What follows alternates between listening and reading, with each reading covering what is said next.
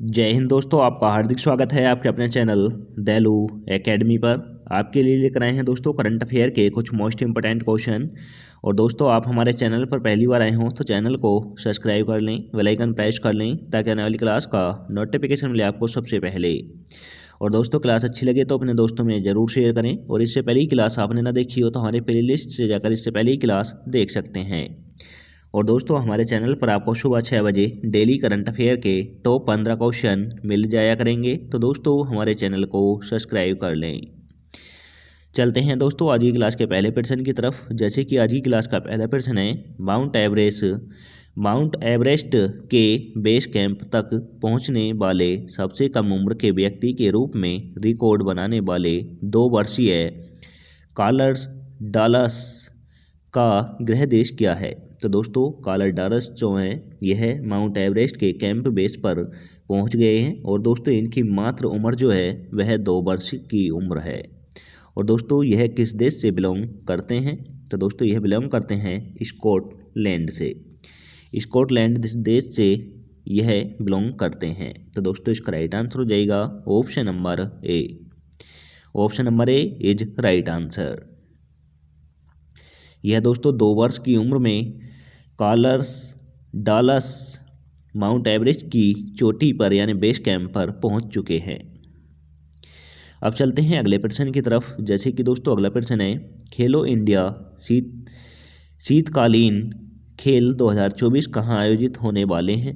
तो दोस्तों खेलो इंडिया शीतकालीन 2024 गेम किस राज्य में आयोजित होंगे?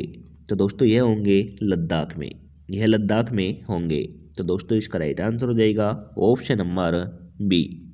Option number B is right answer. अब दोस्तों राज्यों की राजधानी बता दूं, नोट कर लें। हिमाचल प्रदेश की शिमला है, लद्दाख की लेह है, उत्तराखंड की देहरादून है, अरुणाचल प्रदेश की ईटानगर है। और दोस्तों लद्दाख का जो राज्य पशु है वह हिम तेंदुआ है, यह भी नोट कर लें। अब चलते हैं अगले प्रश्न की तरफ। जैसे कि दोस्तों अगला प्रश्न है, भारतीय सेना की रक्षा क्षमताओं के संदर्भ में सर्वत्र क्या है? तो दोस्तों भारतीय रक्षा क्षमताओं के संदर्भ में सर्वत्र क्या है? तो दोस्तों यह है mobile bridging system. Mobile bridging system है। तो दोस्तों इसका राइट आंसर हो जाएगा option number D. Option number D is right answer. अब चलते हैं अगले प्रश्न की तरफ। जैसे कि दोस्तों अगला प्रश्न है, एनटीपीसी की सहायक company NTPC green energy limited के किस भारतीय राज्य में अग्रणी हरित हाइड्रोजन परियोजना के लिए 80,000 करोड़ रुपए के समझौते ज्ञापन पर हस्ताक्षर किए हैं? तो दोस्तों यह किए हैं महाराष्ट्र राज्य ने। यह महाराष्ट्र राज्य ने किए हैं। तो दोस्तों इसका राइट आंसर हो जाएगा option number B. Option number B is right answer. अब दोस्तों राज्यों का जिक्र हुआ है, राजधानी बता दूं, नोट कर लें। गुजरात की गांधीनगर है, महाराष्ट्र की मुंबई है, आंध्र प्रदेश की हैदराबाद है, तमिलनाडु की दोस्तों चेन्नई है। अब चलते हैं अगले प्रश्न की तरफ। जैसे कि अगला प्रश्न है, ब्रेन कंप्यूटर इंटरफेस के क्षेत्र में किस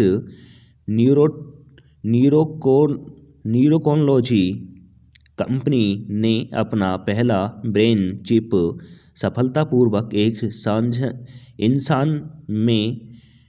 इंसान में प्रत्यारोपित किया?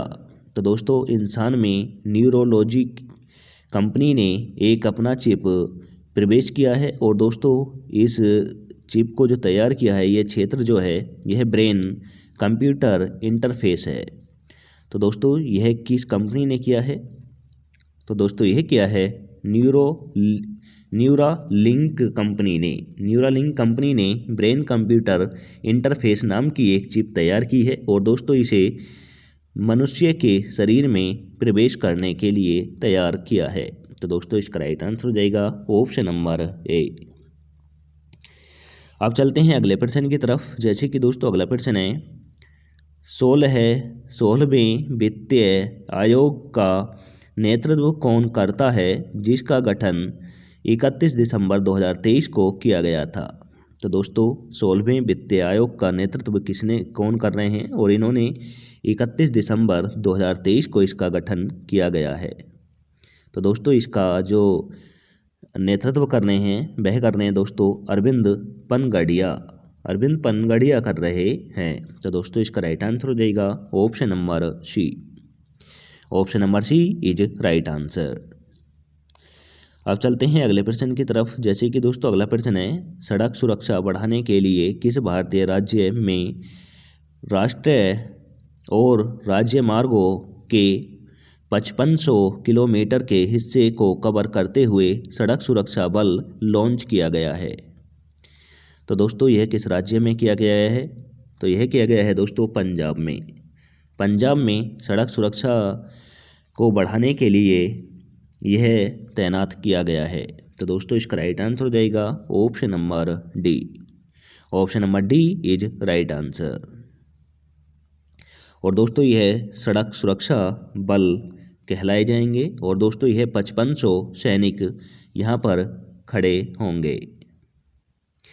अब चलते हैं अगले प्रश्न की तरफ। जैसे कि दोस्तों अगला प्रश्न है, काहिरा में ISSF विश्व कप में रिदम सांगवान और उज्ज्वल मलिक ने किस स्पर्धा में स्वर्ण पदक जीता है? तो दोस्तों काहिरा में ISSF विश्व कप चल रहा है, और इसमें दोस्तों रिदम सांगवान और उज्ज्वल मलिक ने स्वर्ण पदक हासिल किया है। और दोस्तों यह किस गेम में इन्होंने हासिल किया है?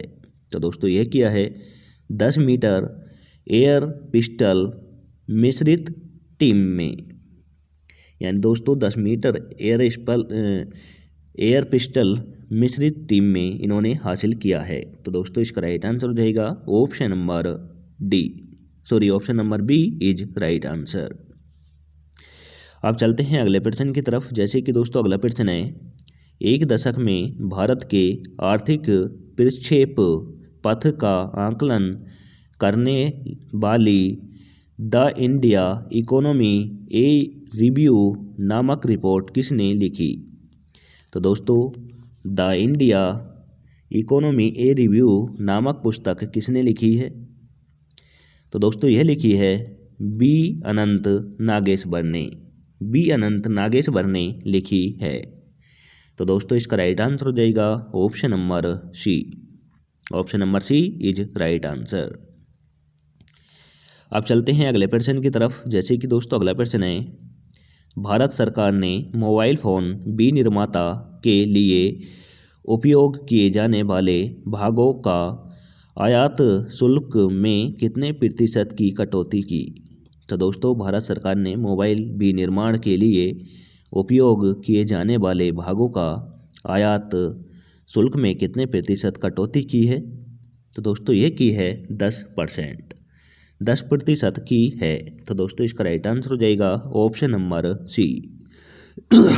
दोस्तों जो मोबाइल निर्माण में हमारे देश के लिए जो पार्ट विदेशों से मंगाए जाते थे, उसमें हमारे देश ने 10% जो मोबाइल पार्ट्स हैं वह भारत में ही निर्माण करने स्टार्ट कर दिए हैं। तो दोस्तों यह right answer option number C है। अब चलते हैं अगले प्रश्न की तरफ। जैसे कि अगला प्रश्न है, कीमतों को स्थिर करने और खाद्य मुद्रास्फीति पर अंकुश लगाने के लिए national cooperative consumers federation of India limited ने किस भारतीय राज्य में 50 मोबाइल वैन के माध्यम से चुना दल सहित दलों का सब्सिडी वाला भारत ब्रांड लॉन्च किया है? तो दोस्तों भारत ब्रांड जो है यह किस राज्य ने लॉन्च किया है? तो दोस्तों यह किया है तमिलनाडु राज्य ने। यह तमिलनाडु राज्य ने किया है। तो दोस्तों इसका राइट आंसर हो जाएगा option number D. Option number D is right answer. अब चलते हैं अगले प्रश्न की तरफ। जैसे कि दोस्तों अगला प्रश्न है, अंतर्राष्ट्रीय जेवर दिवस प्रतिवर्ष किस तिथि को मनाया जाता है? तो दोस्तों अंतर्राष्ट्रीय जेवर दिवस प्रतिवर्ष किस तिथि को मनाया जाता है?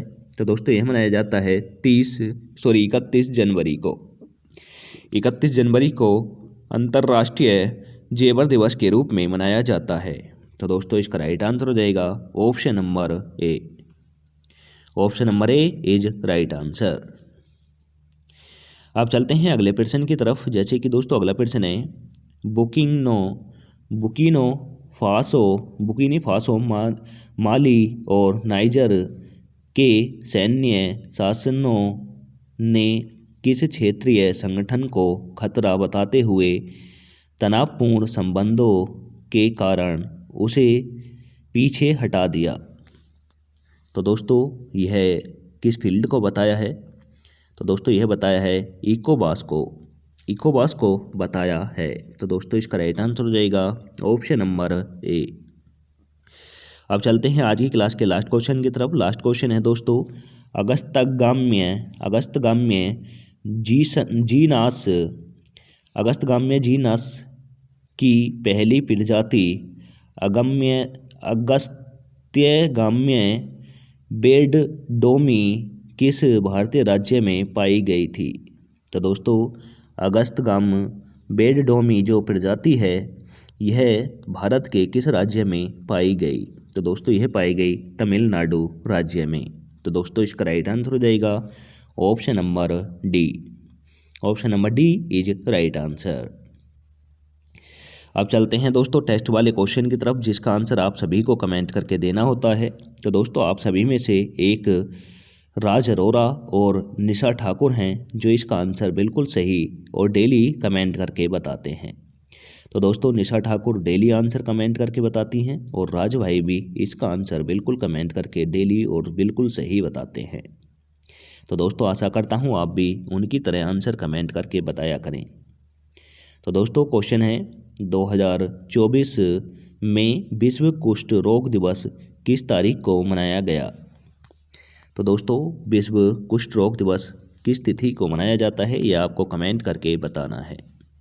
तो दोस्तों ऑप्शन नंबर ए में दे रखा है 15 जनवरी, ऑप्शन नंबर बी में दे रखा है 22 जनवरी, ऑप्शन नंबर सी में दे रखा है दोस्तों 28 जनवरी, ऑप्शन नंबर डी में दे रखा है दोस्तों 5 फरवरी। आंसर कमेंट करके दें।